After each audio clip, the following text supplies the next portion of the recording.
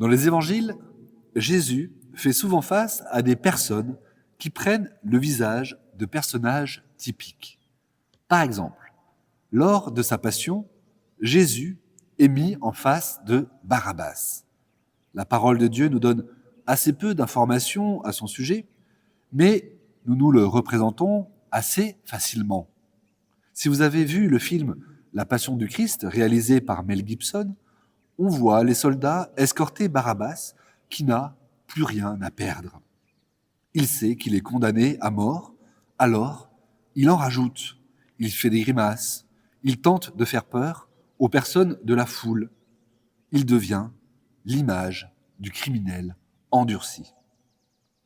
Mis en présence de Jésus, le contraste apparaît encore plus nettement. Lorsque la foule crie son nom pour le faire libérer, il jette un regard vers le Christ, au corps torturé et au visage méconnaissable à cause des coups. Il comprend alors qu'il n'a pas été choisi positivement, mais parce que la foule a plus de haine encore contre celui qui est le juste. Ces divers face-à-face évangéliques mettent le Fils de Dieu face à l'humanité tout entière. Chacun peut se reconnaître dans ces figures types qui croisent le Sauveur. Aujourd'hui, Jésus rencontre la Samaritaine. On peut même lire qu'il arrive au puits avant elle et qu'il l'attend. Elle vient puiser de l'eau, il lui demande à boire. C'est un homme juif, elle, une femme samaritaine. Ils ne sont doublement pas censés se parler. Mais si Jésus entame la discussion, c'est pour conduire cette femme sur un chemin auquel elle ne s'attend pas. Elle met en avant son identité qui rend la demande de Jésus étonnante. Mais sans doute, même les Samaritains de son propre village ne voudraient pas boire de l'eau qu'elle pourrait leur donner. Elle vient en effet à une heure où personne ne puise de l'eau. Elle est mise au banc de sa propre communauté. Jésus désire de l'eau, mais il révèle immédiatement qu'il peut lui donner de l'eau d'un autre type. Cette eau vive qui désaltère une fois pour toutes et qui sera une source vivifiante. Alors, la Samaritaine répond du tac au tac. Il lui serait bien pratique de ne plus avoir à faire des allers-retours jusqu'au puits. Alors, elle lui demande de son eau. Peut-être que la Samaritaine n'a pas pris Jésus au sérieux. Alors, il change de sujet. Son mari. Elle est bien obligée d'admettre qu'elle n'a pas d'époux. Et Jésus en profite pour lui montrer qu'il la connaît plus qu'elle ne le pense. Elle a eu 5 maris et l'homme avec qui elle vit actuellement n'est pas son époux. On voit que la révélation a frappé juste.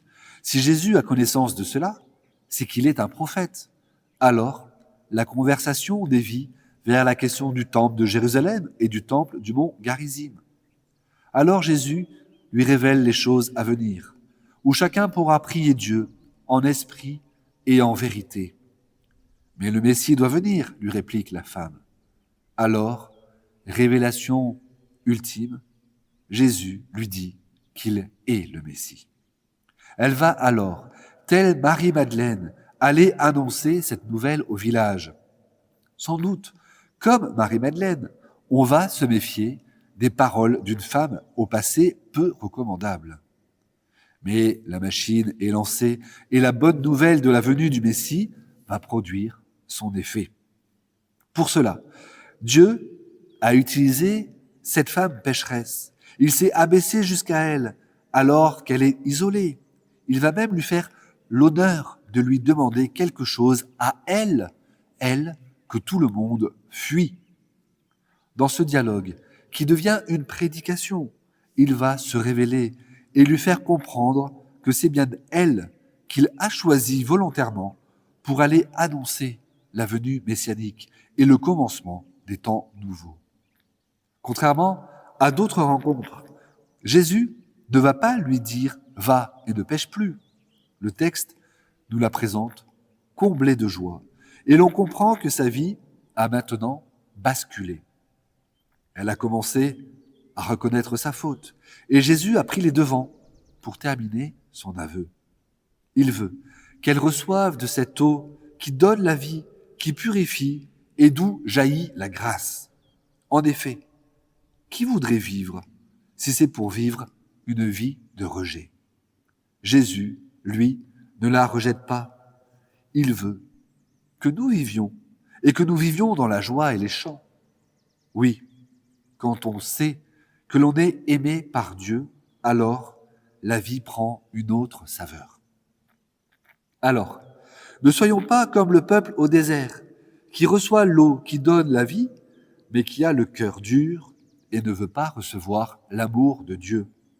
Rappelons-nous que, dans ce passage, s'accomplit la mission de l'incarnation, de venir pour les pécheurs et les malades, et que ce sont les prostituées et les publicains qui, touchés par l'eau de la grâce, nous précèdent dans le royaume de Dieu.